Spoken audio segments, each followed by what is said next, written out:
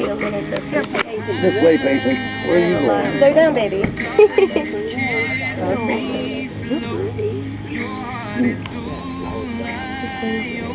I like your boots, baby.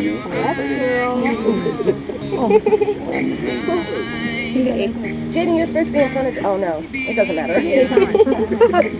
Hey, boys.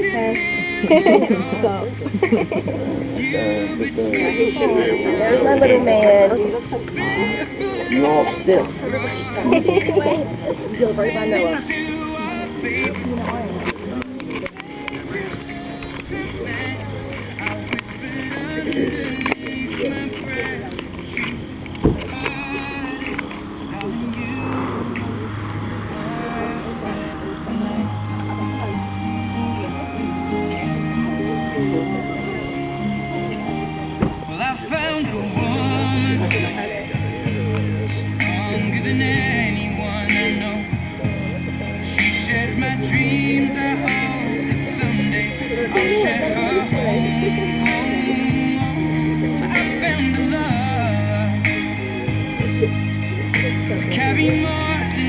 You're fine.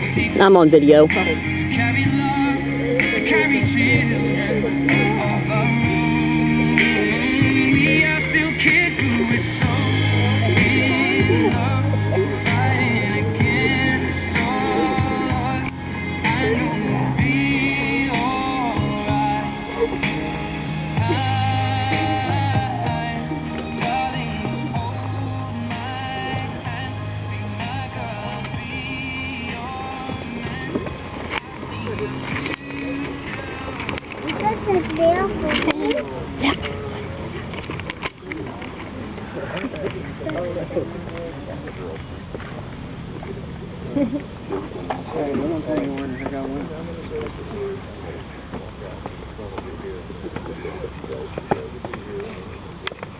So, on behalf of Noah and Brianna, we're told to be very careful about. We want to thank you for coming out. We appreciate that you could be fishing right now on a nice day, but here you are. Yeah, right. We couldn't have done better with the weather. I mean, we really got this filled up. So we're going to start with a little verse from the Bible. It's one of the ones that I think has more to do with weddings than anybody else.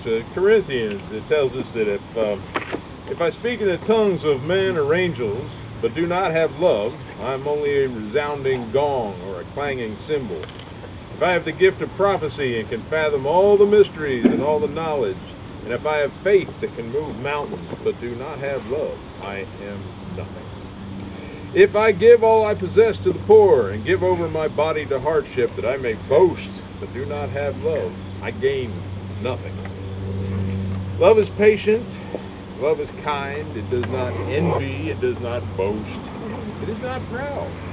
It does not dishonor others. It's not self-seeking. It's not easily angered. It keeps no record of wrongs. Love does not delight in evil, but rejoices with the truth.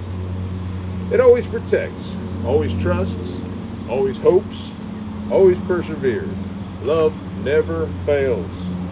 But where there are prophecies, they will cease. Where there are tongues, they will be stilled. Where there is knowledge, it will pass away.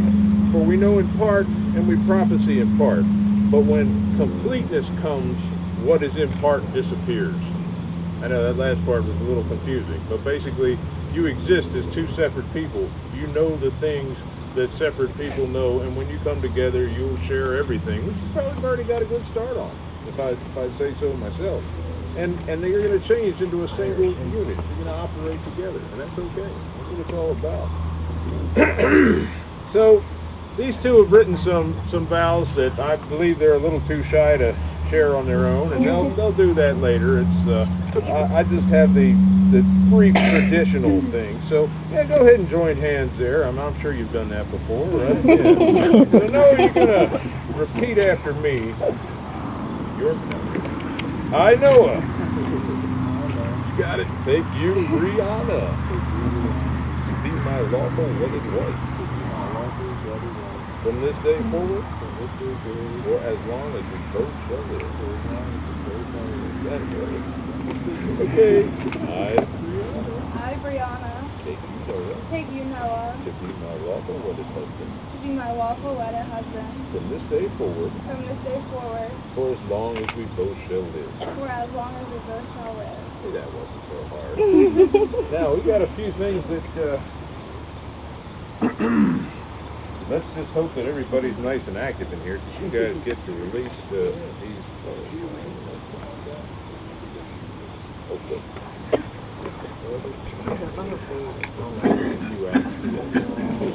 Blend in. All right, they're there. They're a little edgy. Nothing wrong with that's it, yeah, at the bottom of the bag. That's it. Okay. Oh. There we All go. afternoon. You never catch one, and then here they don't go.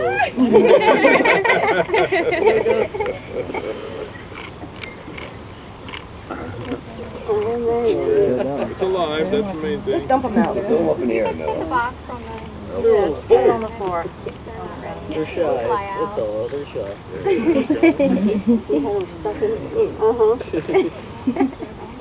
One by one.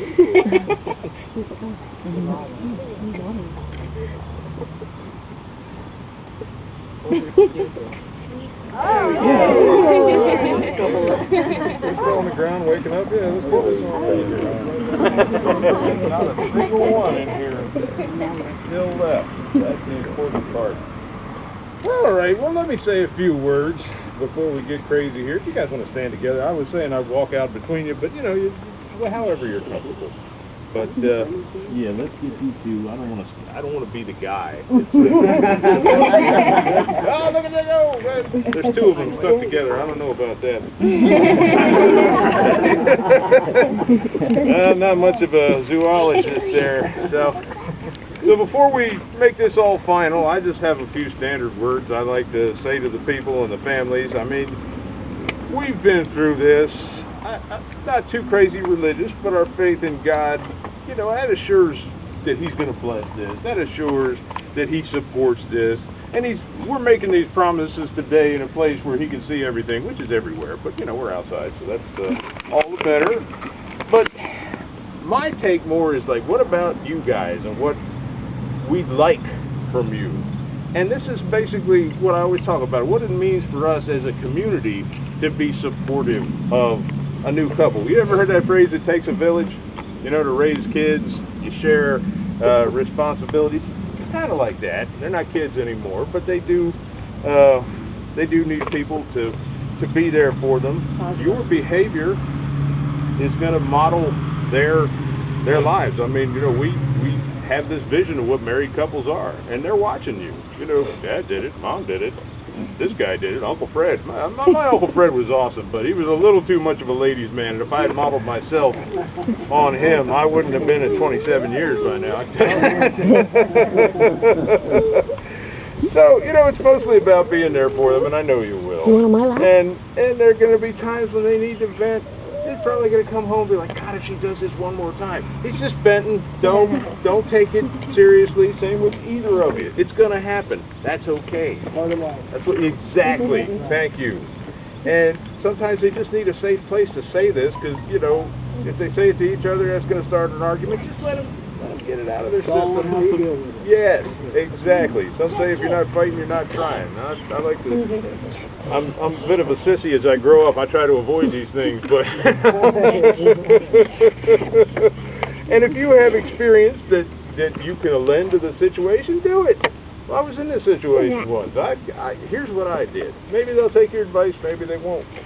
But it's something that you can be helpful in. I mean, it's not a big thing to ask, and when you spread the responsibility out over this many people, that's fine. You guys can call me if you want to.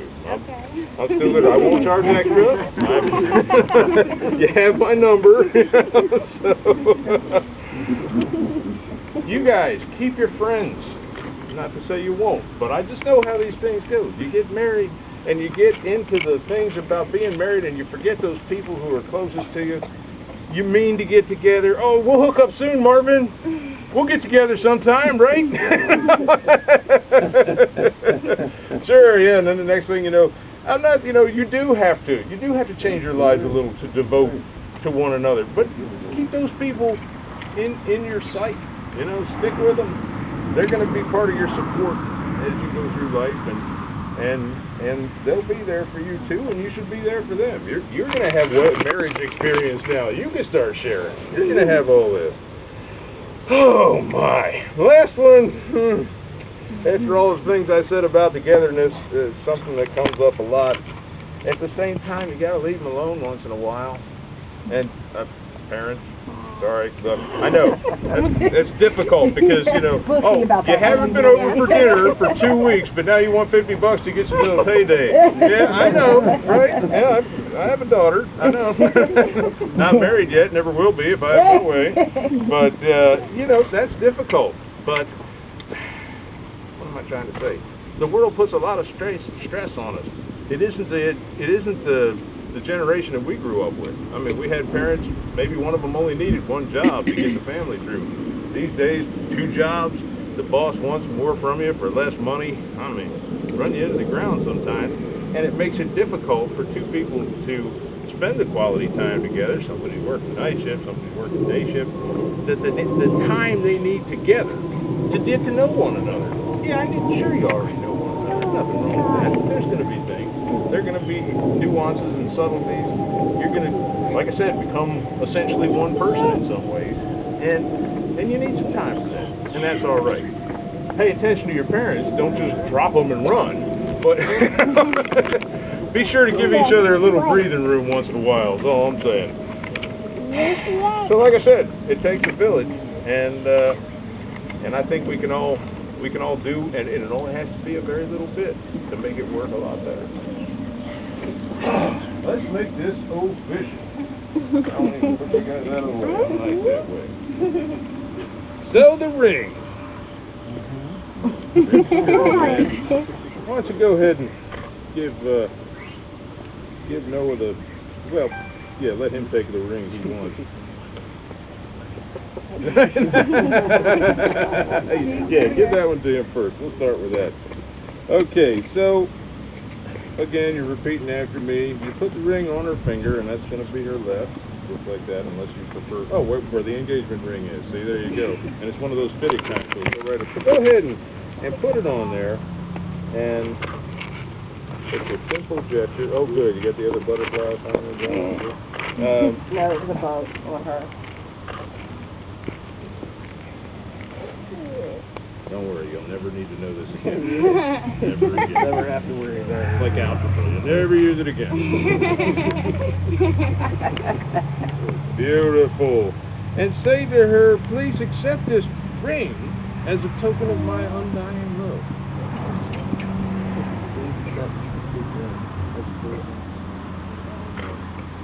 And youngster, if you would bring her the big man-sized ones.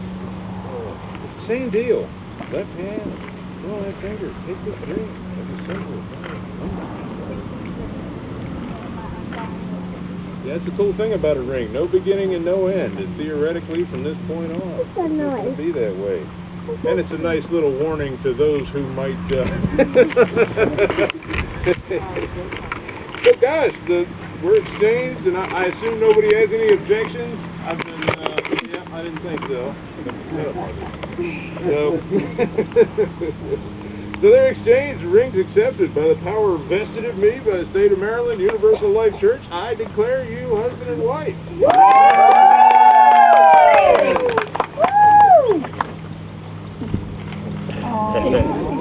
We'll let them process out. I will need to see you guys for like 5 minutes to get the paperwork signed. So go ahead and do your thing and process out. I'll just catch up with you. Bubbles. Mr. and Mrs. Facial. Thanks for coming.